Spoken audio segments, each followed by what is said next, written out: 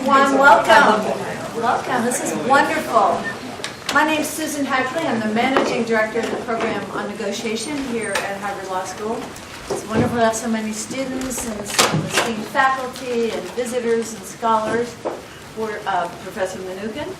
Hope he has a chair back there. Let's see.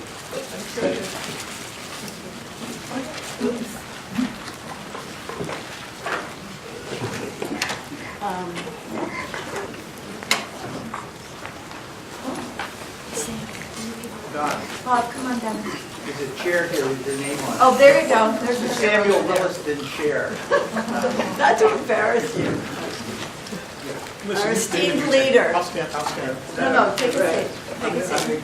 And What are you, a draw? Look at I this. know it. Oh my goodness. Very nice. So I want to get started because some of you have to leave at 1 o'clock, and Andrea has a lot to tell us about why we should take it like a man, and it's great to see a lot of men here. So very briefly, Professor Andrea Schneider is Professor of Law at Marquette University Law School. She's taught dispute resolution, negotiation, ethics, and international conflict resolution for over 20 years. She's a real leader in the field, and beloved by all of us. She's the director of Marquette's dispute resolution program, the author of many law review articles and book chapters, co-author of several leading legal textbooks on negotiation and mediation. She's the founding editor of Indisputably, a blog for ADR law faculty. She was named in 2009 a Woman of the Year by the Wisconsin Law Journal. And in 2016, she gave her first TEDx talk entitled Women Don't Negotiate and Other Similar Nonsense. She was the 2017 recipient of the American Bar Association Section of Dispute Resolution Award for outstanding scholarly work. Andrea is a graduate of Princeton University and Harvard Law School, and it's a great pleasure to welcome you back. Thank you, Susan. Thank you. Thank you. Thank you. It is great to be here in a classroom that did not exist when I was here, so this is beautiful. It's always fun to see yet another building going up on campus and to see everything that it's changing. I know that our time is short, so I'm going to ask everybody's indulgence as I talk at what I assume is an appropriate fast East Coast pace and flip through slides really fast with the understanding that my goal is to leave plenty of time for questions at the end. I'm happy to flip back through slides to take questions afterwards. I can stay after one. I know some of you guys have classes. I'm happy to do that and make references and fun things like that. But my goal is to give you a full overview of some of the work that I am dealing with in terms of gender. If there's a particular thing that you have a question with, feel free to raise your hand, and I will feel free to not answer that question at that time. If it's going to take us off on a really long tangent just to try to keep us along on pace, but obviously the goal is with lots of questions at the end. Including, by the way, I'd love your opinion on this title. I have like 5 different working titles for the work. So Take It Like a Man was the winner for this week's talk. And I'm happy to hear other ideas as we go forward. All right, so I want to talk a little bit just to give you some background on where this talk comes from. The TEDx talk that Susan referenced, I've been working on gender research pretty much since my first year of law school here. We had Gender Day in negotiation class, and that irritated me to no end. And the title of another paper is How Being Angry Leads to Good Research, and that stuff just made me crazy. So that has always been a line of my research as I've done negotiation and dispute resolution, which is to say, really? I don't think this applies to me. And maybe it doesn't apply to you. And what is actually out there in terms of the research? So a lot of my gender research has been looking at the gender perspective, which frankly always means a female perspective, right? Gender studies actually never means like, let's look at the guys. It always means let's look at the women. So I've been focusing on that for a very long time. The latest article, happy to send around, Negotiating While Female, basically takes all of the research that I did for the TED Talk and puts it into a law review article. But there's another picture up there. I am the mom of 3 sons. I teach law school classes that look like this, half male. How am I not thinking about what my best negotiation advice is for my sons as they are graduating college and going out into the world? And how am I not thinking about the best negotiation advice for half of my class? Right? And that just stopped me in my tracks after a while. So this year I have really tried to flip it and to say, all right, instead of focusing on, oh, for the 15,000th time telling women they should be more assertive, which, all right, whatever. It becomes a little irritating after a while. Let's look at what I should be telling my sons, what I should be talking about to half of my classroom, with, as I've got to say, a lot of caveats. So here's your standard bell curve. As you know, anything that I am saying doesn't apply to everybody, right? Not all women need to be more assertive. I was absolutely one of those women. If you asked anybody in my family or friends or who went to law school with me, Professor Moffitt, this would be something they would never have said needed to add to my skill set. And on the other hand, right, when I'm using the word men here, it is short term for some propensity of masculine behavior. And I know this by virtue of the fact that, hey, I've got 3 sons. If I only had my first one, this stuff probably would never have occurred to me because his emotional intelligence is so high off the charts, we're not really sure where it came from. It doesn't come from me. It doesn't come from my spouse. We have no idea how he got this amazing skill set. So I know when I'm using the word man, yeah, it doesn't apply to everybody. So that's my caveat talk, which will be much longer in the law review article so that people can, yes, it's masculine, feminine, male, female. There's all sorts of gender stuff stretching out. And so that's my caveat on all things here. What I'm going to use as a framework for our talk are how to organize skills for effective negotiation. And in Q&A, I'm happy to talk more about each of these skills and how they play into negotiation. If you've taken a negotiation class, much of this is recognizable. Assertiveness and empathy pretty much has been taught as negotiation skills for forever. And Professor Mnookin early on wrote on the tension between assertiveness and empathy.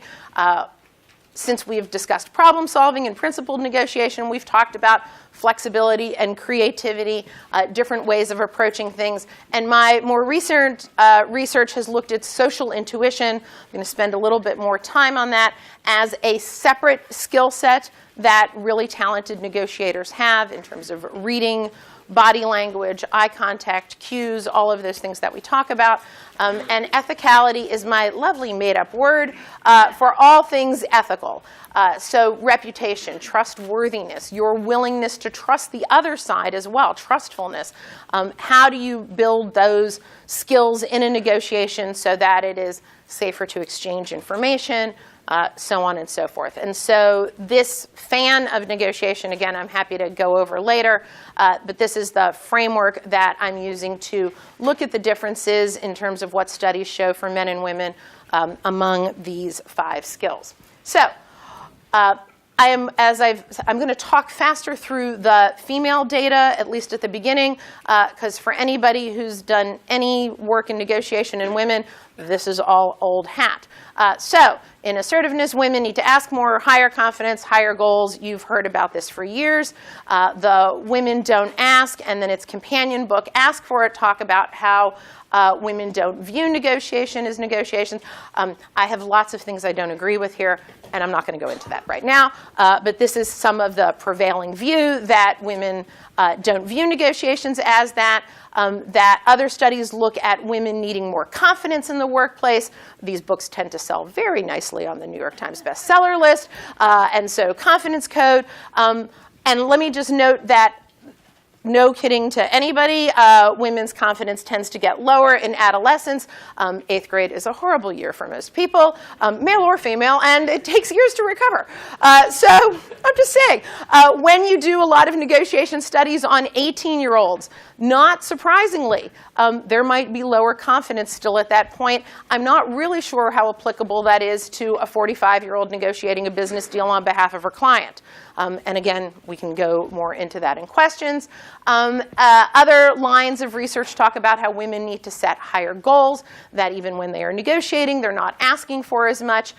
They don't have as much market network information, and so somebody says, what's your salary? And maybe you base it on what you already got, which would have been lower, and so you're kind of in this spiral of setting lower goals, of not having as broad a network to get that information. And there's a whole line of research on women fearing backlash, not unjustified, that there are some studies that when women do ask, there's backlash, and so some line of argument that it is reasonable and rational not to ask for more because you want to remain likable, and I have other work on that. So here's the flip side. Men and assertiveness. You know what? Men tend toward overconfidence. And we've all read a ton of literature out there about the dangers of overconfidence in negotiation. And so we know this is a typical negotiation error. We know that there is some chunk of people that do not admit mistakes when they make them. A whole host of studies on overconfidence not being a, lack of knowledge is not a barrier at all to some people. And, that might fall along gender lines, has some research out there as well. We know that this escalates conflict. And so this is a common error that, at least for some people, we want to be thinking about. One of the pieces of research I want to pull out, really interesting. So the study early on in the mid-2000s that showed that there was backlash for women asking. Actually, a group of researchers went back to look at this, and what they found is, in fact, that men faced greater backlash for being overly aggressive. And I wonder, I have no proof for this, so if anybody's done the research, let me know, whether the years of anti-bullying training in elementary school, I don't know about you, but my kids had all sorts of stuff going through elementary school, that maybe that is now coming to bear, that when it is viewed as bullying, as really over-the-top aggressiveness, there is a backlash. And so this fear of backlash for overly aggressive negotiation behavior should be higher for men than for women. This research is just getting out there, and I think a point, obviously, to come across in terms of what we're thinking about. Moving to empathy, second skill. So we have, again, a whole host of research out there that talks about women and empathy and negotiation, and why women are better at this. For many of us, we were raised on Carol Gilligan early on, The Ethic of Care, and that, of course, when you know this, you can take advantage of women. So they actually care about the relationship, and they want to be liked. So you should ask for more and grab more and so on and so forth, and that this is a problem. Women, over the course of being socialized and raised, get more rewarded for empathy, for understanding what's going on, for being kind, so on and so forth. And there's some research that's saying, again, is the minority culture more able to develop empathy for outsiders? Goes back and forth, unclear on that. Stronger listeners in almost every study of the ability to listen. Yeah, women tend to do a little bit better on this. Again, not necessarily in my family, so this was always the stuff that I'm like, oh, really? How interesting. I really have to focus on that 2 ears, 1 mouth thing, but okay. Right? And for others, right, more practice listening, more expected to listen, and so that this is an inherent skill set in negotiation. And some interesting work in terms of flattery.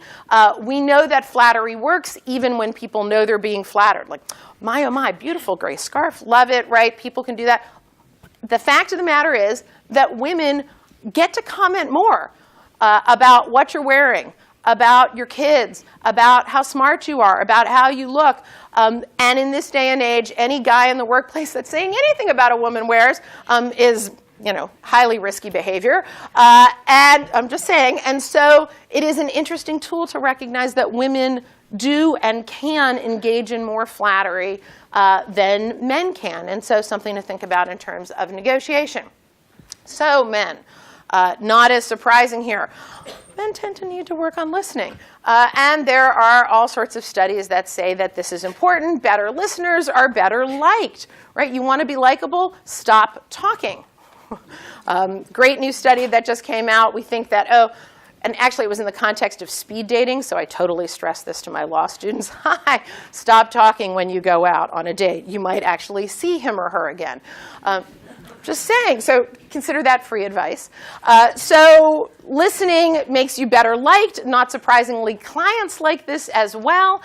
Better listeners gather more information in negotiation. We know that information is power, key, all sorts of good things. And some really interesting studies out of Israel that good listening, really careful listening, is the only thing that will change minds. This was in the context of the Israeli-Palestinian conflict, not an easy one. And in looking at these groups, really training on listening was the only thing that got some open-minded responses and changing. So thinking about that, empathy writ large, recognizing that whether it's in the New York Times or elsewhere, we see all sorts of studies about men wanting to be more empathetic, knowing that this is important, and yet, of course, it's not really rewarded until adulthood. It's not expected, harder perhaps to develop, and that this too becomes problematic when you've been, raised for 18 years of this masculine identity of you never cry and you don't really care what's going on and blah, blah, blah. And now all of a sudden, well, if you want to be CEO of a company,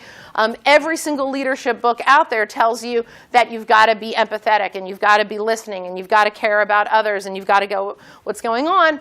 It's a little bit of a challenge there. Flexibility, third skill set. Recognizing that in order to think about creative solutions, you need information, you need time, you need some internal flexibility. Let me note that this is one of those areas where most studies show, in terms of outcome, there is no difference between men and women. What is different is how men and women get to creative solutions. So a little bit of thinking about how that process occurs in negotiation and how that shows up. For women, the idea that when you take a pause in your decision making, perhaps that's where you're gathering information. And in rereading Carol Gilligan, where if you remember the story of Jake and Amy, this is the husband whose wife is dying from some unnamed disease. There are pills at the pharmacy that will cure her, but they cost too much. Jake decides that it is worth stealing the pills in order to save his wife. Ethic of justice. And Amy fights the hypo. Right? That's the dumbest thing I've ever heard. Why would you break in, steal something, get arrested, and not be around to take care of your wife? Right? Can't we negotiate? Can't we talk to the druggist in order to think about working something out? Right? Maybe instead of this ethic of care, ethic of justice dichotomy, this is some sort of flexibility. This is pondering and just saying, really? Isn't there another way? I don't like the hypothetical. I don't think it's a take it or leave it. I don't think it's an either or. I'm going to be more flexible. So that's kind of in my brain, and I'm happy to be shot down on it. And then there's additional studies that show that women in leadership roles are much more likely to consult with others before deciding. Again, we know that a diversity of opinions lead to better decisions, more creative decisions, and so that's an additional data point that's interesting to me in terms of men and thinking about those particular things. Jake, steal now, deal with the consequences later, is very quick decision making, and some studies again showing that men make very quick decisions. There's a whole host of studies when you look at the stock market in terms of testosterone and risk taking. Again, these could also be read as quick decision making, which can be highly valued in some contexts, and yet has concerns when you're betting everybody's savings on the stock market, maybe not the best thing to do. And perhaps in negotiation as well, that when you are making quick decisions without a lot of information, you're not necessarily finding the Pareto optimal solution that we've all talked about here. Flexibility also requires information gathering. In other words, if we're trying to find that creative, collaborative solution, you actually have to listen to the other side, get information from them in order to then process what might be the best solution at that point. And as we'll talk about in a moment, you actually need trust in order to have that information exchange. If you're not viewed as trustworthy or as trustworthy, you're less likely to gather that information. Potentially, that impacts your information gathering and flexibility. Social intuition. So as I've said, this is a new area of research for me, really looking at all of the research coming out of emotional intelligence, social intelligence, Daniel Goldman and a whole host of others, looking at those particular skills and how they then tie into negotiation. And I like to look at it as the ability to monitor yourself. Do you notice that your body temperature is going up when you're really irritated from the other person? Are you making eye contact? Are you watching their body language? Right? When they go like this, are they annoyed with you or cold? Right? How do you know? And how are you paying attention to that? And are you able to mirror back and forth in a negotiation? So the same way that there have been all sorts of studies on monkeys and mirroring body language, we can look at negotiators and how their body language works together or apart to make that negotiation run more smoothly. And so when we look at women, there are, as you can see, a gabillion studies that say that women are better at all of this, at reading body language, eye contact, making eye contact, reading emotional tones, nonverbal displays, better able to read smiles, and so on and so on and so on. And so we have the phrase women's intuition, and perhaps that partially ties to this as well. Women are also considered to have more self-control. Awareness, again, ties into what's going on in the negotiation, aware of self, aware of other, and being more patient in a negotiation, which we know leads to better outcomes. Also better at mood setting. We know that good moods lead to more integrative outcomes. This is why in a mediation class you're going to spend some time talking about setting the table and how you sit. And is there food? And should we make sandwiches together in order to put everybody in a good mood? It applies to negotiations as well.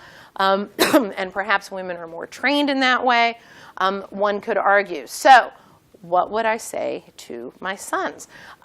First of all, one of the ironies is if you look at hostage negotiation training from the FBI to NYPD, people who really, really need to work on building that relationship right away, right, life or death situations, a lot of this training is in social intuition. It is how are we listening, how are we building trust, how are we establishing that rapport in 30 seconds, and what is listening, the tone of voice, and so on and so forth. And so recognizing in some areas, people have already focused on that men, and these are mostly men going through this, need this kind of training. Additional studies, one of my favorites here is that men are better able to read threatening cues. So there, right, goes back to the hunting, gathering, blah, blah, blah. Who knows how, if you buy any of that, perhaps it goes back to that. That men are better than women at reading somebody who's threatening them. Not as good at reading like, hey, I'm happy or I'm sad, right? So missing other emotions as well. We know the backlash for bullying now is ongoing, and to think about that in terms of body language, recognizing how your space and body and tone, my sons are not particularly giant, but in most of the stories, if you think of Bill Urey or kind of anybody else, when you talk about the aggressive negotiator, there are descriptions of, people standing over people, pounding on the table. There's something about that physical presence that, frankly, if you're like 5'4", I got to stand on a table to be physically intimidating. It's just not happening. And so recognizing there's pieces there. And anger in studies that track pairs, it's the female-female pairs that tend to find happiness is that mood, and men will be more likely to be in angry pairs. So again, something to think about in terms of mood. Last piece is touch, and ever so timely. So there's a great study out there that shows when wait staff touches you ever so gently, not in a creepy way, ever so gently as they are returning the check to you, that tips go up. And there's article after article about how physical touch builds bonds. And in this day and age, you've got to obviously be very, very careful. So men are not the ones to decide if you're leaning in for a hug, right? This gets to be a female call, right? If you're going to a conference, if you're, right, guys, maybe if it's a bro hug, but something kind of thinking about men in U.S. culture barely touch one another compared to female pairs, and compared to male-female pairs who will also be more likely to have light touches even as they are talking. So something to think about, not something to change necessarily, but something to have in the back of your mind. Last piece, as I move quickly through this, ethicality in terms of your reputation and trustworthiness. So women are assumed to be more ethical in negotiation, and there's been a bunch of studies on this. This, of course, if you're going into a pair and you're assuming somebody is more ethical, more trustworthy, you're more likely to share information. And so women are expected to have this higher standard. This is not all good, and I'll talk to this. There's backlash, for example, in ethical violations. Women get punished more for ethical violations because they are held to this higher standard. But for our purposes, and assuming nobody's violating their ethical standards here anytime soon, in negotiations, that perhaps leads to a better reputation. I love this work that women are more likely to be lied to, and this is often cast as this is a female problem. I'm going, really? Really? This is a female problem that women get lied to? I'm going to go with maybe it's the problem of the people who are doing the lying. I'm just going to go with that. But again, in studies, female names are more likely to be deceived. Again, problem for the women if people are going to lie to you. On the other hand, right, we're assuming they're more ethical. And the lovely phrase that we have said, gossip is a very bad thing. This actually enforces social norms. And that way of sharing information, enforcing social norms, can be very useful in businesses and for finding information about who you trust and who you don't trust. And that kind of information we've seen, for example, can be useful. So men, if they are not assumed to be as trustworthy, there's less information sharing, less integrative agreements. You have to work harder at establishing that reputation that you are individually trustworthy. And when we look at a lot of the psychological studies in terms of who engages in ethical violations, if there's less self-control, that leads to ego depletion. The ego depletion leads to those ethical violations. And some studies even looking at the biology of the impact of higher testosterone versus oxytocin in terms of the behavior that encourages, the rewards that happen. If you're high in testosterone, it's the risk-taking. And if you're high in oxytocin, it's like, woo, you're a happy camper. So even just the difference in the hormones potentially have something in control. All right. With promises to end before 12:30, and I did it, yay. So these are my questions, but I am more than happy to answer any other questions in terms of, does this structure work? Are there sources I'm missing? Other points you want me to be adding? Research I don't know about that I should add in? Or, oh God, Andrea, what the heck are you talking about? And I'm going to turn it over to you guys. Okay?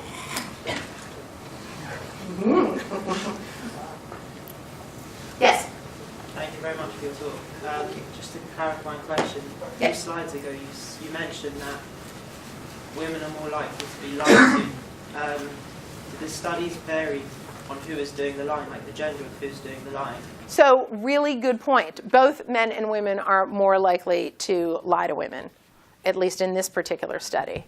It was that female names got lied to as the recipient of it, but both men and women were more likely to bluff to another woman. Yeah, good point. David. Thank you. This is fantastic. And I'm guessing that you've been asked questions about intersectionality as it relates to your themes. And I wonder how, from your vantage point, you feel like we have good data, good hypotheses about race, class, sexual orientation? So there's very little data that manages to do intersectionality on any of these. There are hypotheses, right, that, for example, on empathy, that any minority group potentially is better at understanding the outsider, so on and so forth, because they've been there themselves, and there's some studies that show that, which perhaps would allow you to also guess that ethnicity or sexual orientation or whatever. But as far as I know, I haven't seen anything in the negotiation context or that would make me comfortable saying like, oh, well, great, if you happen to be a gypsy who immigrated to the United States and you're female and you report, you're going to have empathy up the... I'm not going there. I have gypsy in my brain because there was just a study about developing empathy in Hungary for the Roma, and whether kind of what that took in order to develop it. And so you get those studies that are pieces of it, of, okay, we're going to, in this country, look at this minority group and see how that operates. But very little, unfortunately. But I would imagine it would absolutely have an impact. You know, no question about it. Michael. This may yield a similar response, but I wonder if there are data yet that would help us to understand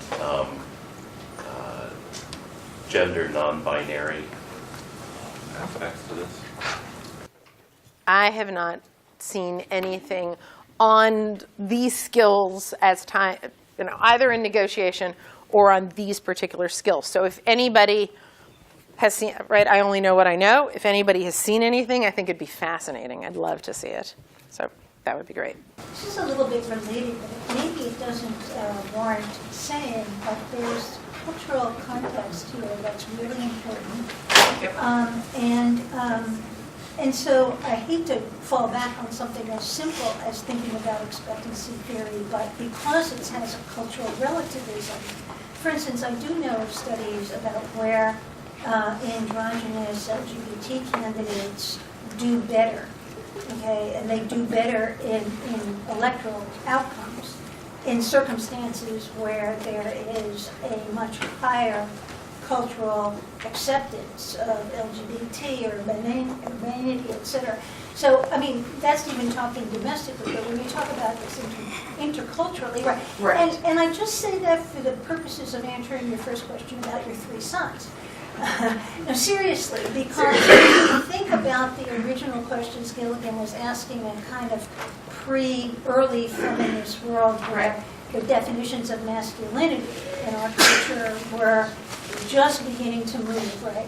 And then you think about this even when our classrooms are filled with students from all over the world who bring with them cultural context, which in many ways makes conversations like this one really complex. I mean, in some cultures, being gossipy is a male characteristic, right? And so, and other cultures where women are traitors, DERS, traitors, Right. certain kinds of behavior which in our context looks remarkably regressive, right, is considered culturally normative. So I just wanted to, I don't want to overtalk it, but I just want to make it clear that. No, and in the longer articles, I'm thinking, is it the study? Is it China where that is, or somewhere where it's, you know, this is the proof that it's not biological. You know, it's absolutely not biological because you have in other cultures totally socialized that this is aggressive, what we would consider over the top. And so, yes, I should add the caveat is this is the U.S. This is under our socialized at this moment in time what's going on. And so any of these biological findings, I love finding the things that, like in other cultures, you're completely wrong, right? Because that proves that it's not a biological thing. It is a sociological thing, or socialized thing. Thank you. That's terrific. Yes? Hi, thank you so much. So there's an entire industry around teaching women to negotiate, specifically around the gender wage gap and that earlier research. Right. And new research is showing that a lot of the gender wage gap has to do when women become mothers, and that men are actually punished within the workplace for trying to negotiate more flexibility. Right. So knowing that, for those of us who do work in this industry of trying to promote better negotiation skills to help with the gender wage gap, how can we take this research and apply it to the way that we train, just because I don't see getting a lot of grant funding for saying I want to help men negotiate. Okay, so let me back up. The purpose is grant funding, and then which is good. So there's some really interesting research, and in some ways it goes back to intersectionality, but it's the how are you framing yourself as more than, right? So can you, and it's from the same people and the kind of the same group of people, Linda Babcock and then others, looking at what is working in salary negotiations. So one is that you are the breadwinner and the homemaker. That actually, shockingly, women can be more than one thing. And that it is reminding of this frame of, that you are the soccer coach and the law professor and mom and, and making money and, right? And that framing of more than female. In other studies where you lead with your title, so you are the VP of Human Resources, you are the lawyer, that status comes first in people's minds rather than gender, right? We fall back on gender because that's what we can see, right? If we can create that frame where that's not the first thing in your brain, that reduces the backlash, again, in some of these studies. So I think it's, and it goes back to this expectancy of, there's what you can be training at, and then it's how are you managing the expectations on the other side. And how are they viewing you? And even some fun studies on where women have gone in and said, I know you're not going to like me as much when I ask for things, so here's what I'm going to do, right? And just even saying that to the other person, and this is an Adam Grant, and I think Sheryl Sandberg wrote it up in one of those columns, but that kind of, I'm going to frame it first. You're not going to like me as much, and all right. Now let's negotiate.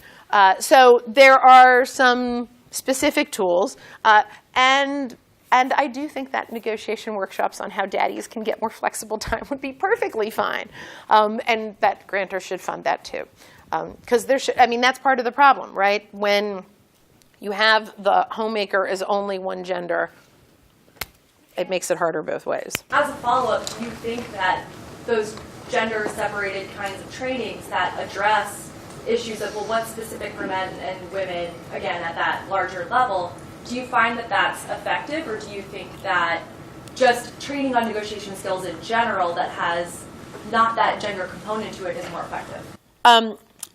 So I can only say what I do, which is the vast majority of time it's mixed audiences, everybody should be more empathetic, right? I need to work on my listening skills. I could work on social intuition. One of my sons can work on assertiveness, and the other two, please don't train them to be any more assertive. Thank you very much. They got that one. So I think the skill set of effective negotiators, effective leaders, effective lawyers, whatever the noun is, at the end of the day, in challenging negotiations, we want our students to have all of those skills and to be able to call on them. If they're, in some cases, companies like the gender-separated things, so grantors, companies, whoever, I have done those, there is nothing in the first 2/3 of the negotiation training that I do differently. Absolutely nothing. The last third is, let's deal with how people are going to see you. Right, and what happens, and what are some of the tricks that, more guys probably do not need as much. Or it'll be gender-specific thing when you're negotiating maternity leave or stuff like that. But the batch on what are your skills, I actually think is the same. It's a good negotiator.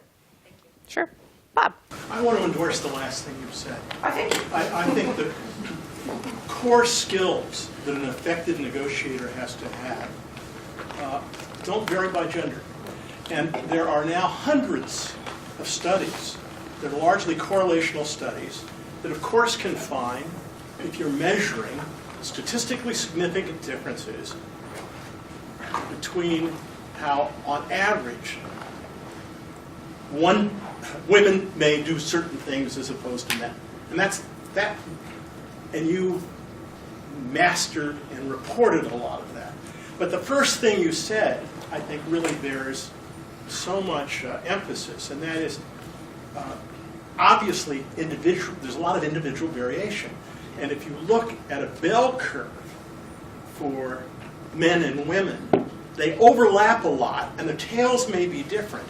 But for the person in front of you, you don't know ex ante where the hell they fit. Absolutely. And to the extent this kind of research trains people to project on the other generalizations, I think it is incredibly dysfunctional. Now, the second thing you said is also very valuable, and that is, if you're a member of a minority, or you are a woman, or you are from New York, or you are any sort of characteristic, it may be the case that others will be prone to project onto you certain generalizations, certain stereotypes. Not always, but some will. And what you've got to be prepared for and think about is when your intuition is, that's happening, how do I deal with it? For example, in the negotiation workshop, for a lot of younger people, what happens in a negotiation is because of their age, what's projected onto them is you're inexperienced and you probably don't know what the hell you're doing. And I don't want to really be negotiating with someone who's so young and inexperienced. All right? And similarly, they may project on you, because you're a woman, you're going to care about relationships, so I'm going to hold the relationship hostage to try to exploit you more. I mean, all kinds of things. But I think in terms of training, what people need to do is to, forgive the long spiel, is develop the self-awareness of kind of what along these dimensions are their strengths and their weaknesses and what they need to work on. And to be aware of the projections that can also come their way, because they're going to have to deal with them. But I guess my feeling is a lot of this stuff, I'm going to make a really broad generalization, books about how to negotiate with the Chinese, focusing on cultural context. And it's not as if in terms of politesse, there aren't differences, and there are cultural differences. But these, once again, these kinds of generalizations, boy, are they dangerous. Because in a cosmopolitan world, there's going to be a real range of behaviors in different contexts. So what's critical, and I admire your project, is how do we help people understand that correlationally there is this stuff, but to sort of put it in an appropriate frame. Now, I think that's exactly right. I always love the books that talk about how to negotiate with Chinese. They've been negotiating for thousands of years. Well, not this Chinese person across the table from you, right? Like, that is unhelpful. Thank you very much, right? And we don't know, right? Are they negotiating that way because of culture, because their age, because their professional training, because they were the firstborn, right? You have no idea. And so to make any of those assumptions are dangerous. And yet, we should all be aware that somebody might be making assumptions about us. Yes. Absolutely. Yes, ma'am. In the study that looked at men engaging in bullying behavior and the backlash that resulted, and maybe similar studies that test or show some backlash, how is backlash measured? Like, what are the range of measures for backlash or indicators, and what do you think of this? So this was in a study looking at job negotiations and whether they got hired. And so they did not get hired. So it was, they had different language that was set up saying, oh, this job offer is, ridiculous, or something that was really aggressive versus I'd like it to be, I think the standard would be such and such, that kind of had aggressive versus what we would say is more assertive or firm language, and how that was measured. And so it was in a job interview scenario. So important, I would think. Yes? Related to both the last two comments, in addition to the assumptions that people make about the people they're negotiating with, I'm curious about sort of going maybe one level deeper to the sort of like unconscious ways of reading behavior and connecting to the backlash thing. Just that the exact same behavior when enacted by a man versus a woman, in terms of it being like assertive versus aggressive versus something else. I'm curious, I guess, just how, once you start throwing in these sort of relative like evaluations of how the skills are manifested by individuals, how that, well, I guess that adds, many levels of complication, but I'm curious. Right. Again, I haven't seen, although I'd love to see stuff on body language where, right, you have the salient, right, when somebody leans over, are you less likely to be intimidating? I don't know if you're male or female or whatever it is, because these studies were just in language and not in some of the other contexts. So that would be, I think you're right, and I think it goes toward the self-awareness of how are you coming across. I mean, even in tone of voice, and we know that there are. I was reading, a great article a couple of weeks ago about, a woman who was a sportscaster, right? And you could listen to all of this stuff on, A, women don't know sports, and B, the voice reminds me of my mother-in-law. I mean, it's like a troll heaven in every nasty little comment out there. Right, how do you sound? I don't know if that has to do with gender, but all of us, right, we can all manifest that tone of voice, at least to our loved ones, that makes them sound like the village idiot, right? Like, you are just, and what is that tone of voice? That probably differs somewhat in gender, and it no doubt differs individually as well. So I think there may be studies out there. If you find them, please send them along. I think that's a great point to add in. Thank you. Yes? I'm trying to look at this from the perspective of someone who sees the economy sort of deconstructed into contract labor. It's more like guerrilla warfare, and you're negotiating with individuals rather than institutions. How do you apply these skills? So one of my colleagues has done some great work looking at how contract law, for example, we continue to look at private contracts as sacrosanct, private ordering. We don't have civil rights law that actually interferes in private contracting, so on and so forth, except kind of on the mega level. And there's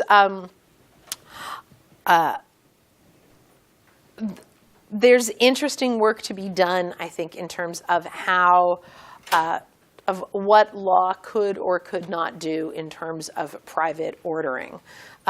Massachusetts has an example, actually, where now in private negotiations, this doesn't only apply to state actors, anybody hiring you cannot ask you what your previous salary was. So if you didn't negotiate your first salary, that's not going to keep you, at least hypothetically, optimistically, whatever, from getting the fair market rate. They can't base it on the previous salary, and there are a number of jurisdictions that have done that. And so there is some potential that if you look at these things across the board, that perhaps lawmakers, others, could think about what becomes negotiable or not. In the state of Wisconsin, actually, so this is for all the judicial circuits, the Association for Women Lawyers realized that each lawyer in front of a judge had to negotiate time for nursing. And that the judge would say, well, it's a 20-minute break, right? You can go and pump, like, fine, like, here, have 30 minutes, whatever. But of course, men would use that time to go consult with their client and prep the next element of the case. Women would have to go pump, right, if they were breastfeeding. And so rather than having that be an individual negotiation with each litigator appearing in front of a trial court, the women got together and wrote up a code of conduct, which now judges have in front of them, so that you take away the responsibility to have to individually negotiate, which may well vary woman to woman and frankly judge to judge who wants to listen to it, right? So I think there's room to actually recognize as a society, what do we want to even be open to negotiation? And when can we assist in some of the gender imbalance by taking pieces out of it? And one last piece would be, they found that when it is clear in job listings that the offer is negotiable, women negotiate at the same rate as men. And so, and I think this is in Australia, they are contemplating a law that will say just add one line in the job listing, here's the range, offer is negotiable. Because that then cues the behavior that you want as a society to change. Yes? Thank you for your presentation. Sure. When you started, you mentioned how when we talk about, let's say, gender in the workplace, we are, of course, referring to women in the workplace. And then you mentioned the issue of, for example, women having to be more assertive in the workplace, other issues like that. Which, if we look at it from that perspective, I would understand why men would say, well, women need to work on being more assertive. There's nothing I can really do about it. How can we make it more understandable towards people, regardless of their gender, that the issues of gender in the workplace aren't just for women to work on it? It's a societal issue that we all need to actually work on. And you lying to me isn't because I'm doing something wrong. It's not because, whether I am empathetic or not, these are merely your assumptions that because I'm a woman, you can lie to me more. How can we change that in society? Oh, the $1 million question. How do we change everything? I don't know that negotiation alone is going to fix all of these. I mean, I think there's socializing that starts early on. Linda Babcock, and I love this story, so I'm happy to tell it again. Linda Babcock, author of Women Don't Ask and Ask for It, worked with the Girl Scouts in Pittsburgh, and now it's gone national, to create a badge for Girl Scouts on negotiation. And you have to complete 10 negotiations, and then you get to sew a badge that you are a negotiator, or whatever it is. And her contribution to, all right, at least the next generation of girls are going to be trained that this is perfectly appropriate. And look, at some of that is, are we talking to elementary school teachers and everybody else who rewards girls for being quiet and sitting at their desk and getting along, and makes my kid sit in a closet for the day because he's bouncing off the walls. Right, that's socializing in both directions, I think, that we need to think about. And it's more than a negotiation or how people negotiate. I mean, I think those are societal issues. And so I think some of the pulling these pieces out where we're relying on individual men and women to make the situation better, that's the long haul, right? If we really want to fix things more globally, it's changing some of those underlying laws and assumptions and things like that. That's probably not very satisfying, but that's what I got for now. Other questions? David? I'd like to offer a response. I'm intrigued by your question, and I'd like to focus just for a moment on the specifics of the workplace for lawyers, because I sense that the majority of the people in this room are going to have jobs or going to have jobs in the arena. I think that, and now this is a little shout out to the men. I think men underutilize parental leave, part-time policies, and other kinds of flexibility in the workplace. That's, some men have been perhaps stigmatized for taking those leaves. The more we do it, the less stigma there is, and the less stigma there is for women who use those policies. So, and for people who graduated from Harvard Law School, we have a lot of leverage in that negotiation. And I think we all, men and women, tend to underutilize that leverage. But I think that it's a real opportunity. The other thing is that in those workplaces where we take the lessons from the negotiation workshop and we teach associates and so forth, to teach, particularly for men who do this teaching of associates and so forth, to teach the full range of skills that, Andrea, that you're presenting here, so that we kind of de-gender, as Bob was saying, this range of skills. And I think men tend to underutilize the empathy, flexibility, social intuition, ethicality, and so forth. The more that we do that, I think the more we make it like a gender neutral, maybe one day, a kind of negotiation environment. Does that make sense? Yeah, definitely.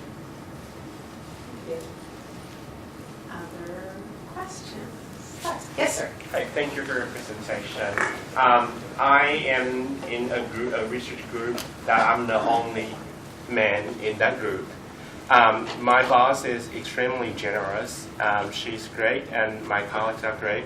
But there are some, occasionally they have to have girls' movie night out to the Wonder Woman, and some dinner nights out.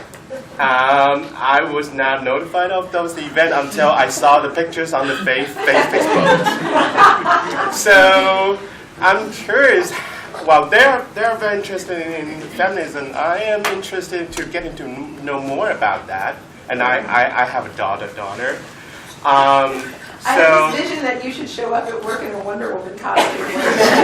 That'll just end it all. So I'm curious how to, through negotiation, a proper negotiation, that I could express my interest in involvement with my colleagues and.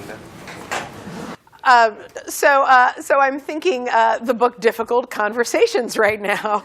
Like, should I raise it? How do I raise it in front of an audience? Look, I think raising it just as, you guys went to this.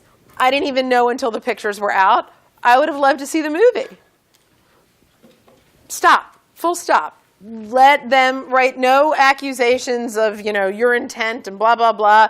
It's, wow. And because even you telling the story right now, I mean, any of us in the room would go like, oh, if that were flipped, there is no way, right? Like, oh, well, you can't golf, so we all went, nuh-uh, I don't care. Or you went to, God knows, Blade Runner 15,000.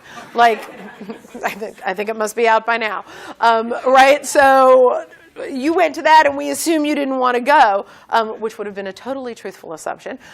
Nonetheless, right? You didn't ask, you didn't tell, their pictures posted. I feel excluded. I would let them come back with, I mean, it sounds like you have a great work dynamic. And none of them, of course, would have tolerated this if it were reversed. Just bring it up. And then keep us posted. On Facebook, of course. No, I mean, it's a good question. It's a very good question. We have time for one more question. Did I see one more hand? Yes? Hi. Thank you. I'm wondering, as an educator teaching negotiation to male students in particular, and trying to convey skills of empathy and active listening, and having this research top of mind for you, what works and how do you, are there things that really click for students, and how do you get through? Okay, so every negotiation workshop has good active listening exercises.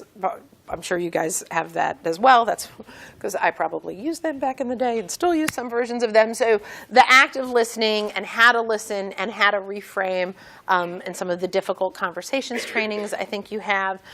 Some of the fun that I've had lately is social intuition as well. And just and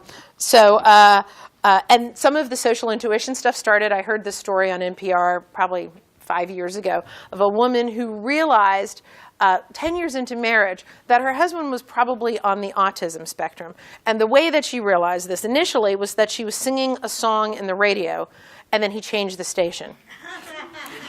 My husband's done that, totally not on a spectrum. So I was like, and the rest of the story went off on NPR of how we teach everybody. And particularly it was talking about kids on the spectrum, of educating them to read those social cues, because this is what is lacking. And it struck me, frankly, that if we're teaching people to read social cues, we can teach lawyers how to read social cues as well, wherever any of us are. And so really starting to build awareness of, after they've been sitting in my office, like say, close your eyes. What pictures do you remember from my office? Right? How many kids do I have? You've heard me in class. You've seen my office is decorated with a gabillion pictures. Where have I traveled? Because there are pictures all over. Are you paying attention to the world around you?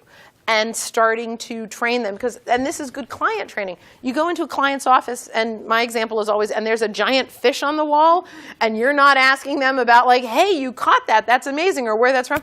You're the village idiot. I mean, you're the lawyer. You are supposed to build that rapport with your client. Whatever they're putting out in their office is what's important to them. So start paying attention. And so that awareness is step one. Awareness of you, awareness of your surrounding. There's a couple different body language exercises that I play with as well. And just starting to build that. And then, of course, whether it's journaling or whatever other tools people use to kind of track their progress on that. That's some of the other work that I think is good work to be done so that the radio station doesn't get changed on you. Because none of us want that to happen. I think I'm good. Mark, all right. Andrea, thank you so much. Thank you. Thank you, thank you. Thanks very much.